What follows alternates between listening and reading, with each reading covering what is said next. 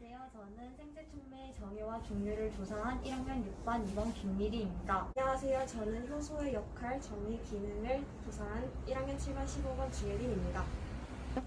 안녕하세요. 저는 효소 부족 시 현상에 대해 조사한 1학년 4반 15번 정한은입니다. 안녕하세요. 저는 효소 저해제에 대해 조사한 1학년 3반 2번 김민서입니다. 안녕하세요. 일상생활에서 생체촉매를 이용한 사례를 조사한 1학년 7반 1번 곽정원입니다. 안녕하세요. 저는 효소의 산업적 이용과 미래의 발전 가능성을 조사한 1학년 3반 3번 김성우라고 합니다. 생체촉매 역할과 사례에 대한 전화 인터뷰 만나봅시다.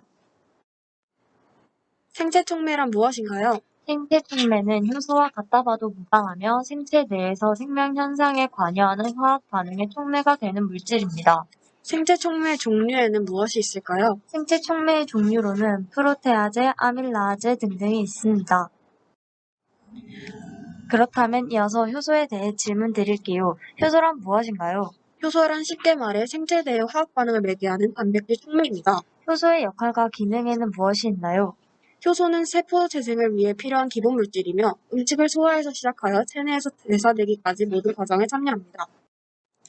그렇다면 효소가 생체 내에서 작용할 때 어떤 특성을 보이나요? 효소의 특성은 크게 총 4가지로 나뉠 수 있습니다. 첫째, 특정 효소가 특정 기질에만 작용한 성질인 기질 특이성이 있습니다. 둘째, 효소의 활성을 최적에 이르게 하는 최적 온도가 있습니다. 최적 온도보다 낮은 온도에서는 분자 운동이 느려져 반응 속도가 줄고 높은 온도에서는 반응 속도가 증가하다가 효소의 구조가 변성되어 효소는 기능을 할 수 없게 됩니다.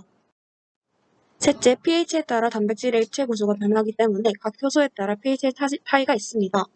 넷째, 기질의 농도에 따라 효소의 반응 속도가 달라집니다. 반응 초기에는 기질의 농도 증가에 따라 반응 속도가 증가하지만 반응으로 인한 결합의 포화 상태가 되면 반응 속도는 유지됩니다. 효소 부족 시 몸에 생기는 변화에 대해서 알려주세요. 쉬어도 피로감이 해소되지 않고 변이나 방귀에서 심한 냄새가 납니다. 피부가 칙칙하고 다크서클이 심하거나 이명이 들리는 등 나이에 맞지 않게 새치가 생긴다면 효소 부족을 의심해 볼 수 있습니다. 여성의 경우 생리불순도 같은 현상이라 볼 수 있습니다. 효소 부족으로 생기는 병이나 질환도 있을까요? 우선 가장 많이 알려진 파브리 병이 있습니다. 이 병은 희귀병으로 알파갈락토시타제 A 효소가 부족해 발생합니다.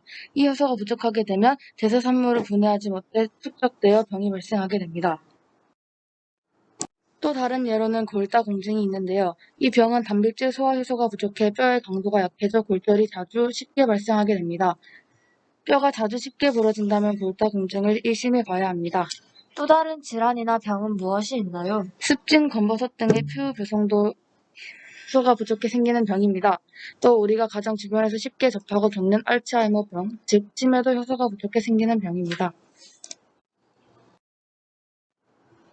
효소 저해제란 무엇인지 설명해 주실 수 있나요? 효소 저해제는 효소의 활동을 막거나 방해하는 물질을 말합니다. 효소 저해제는 언제 사용되나요? 주로 약, 살충제, 제초제 등에 많이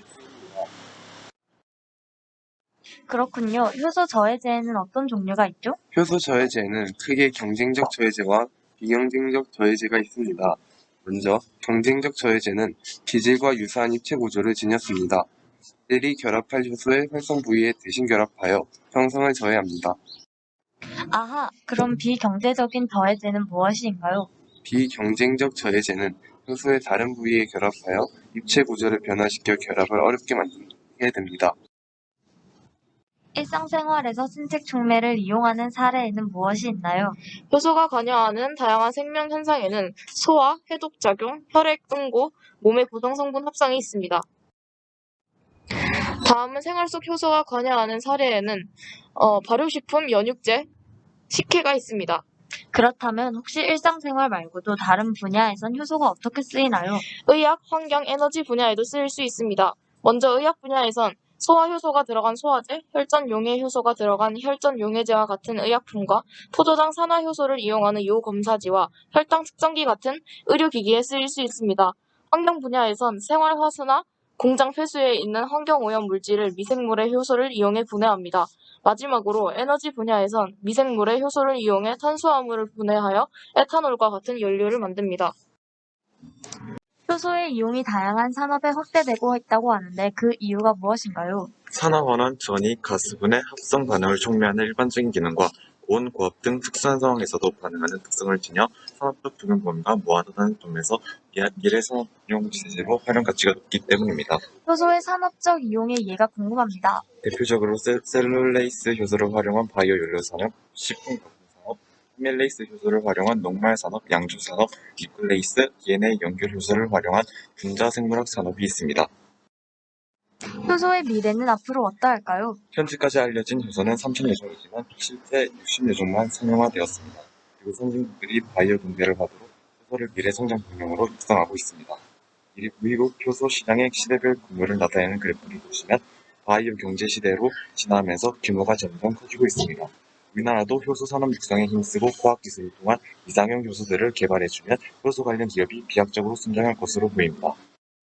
인터뷰에 참여해주신 여러분 감사합니다.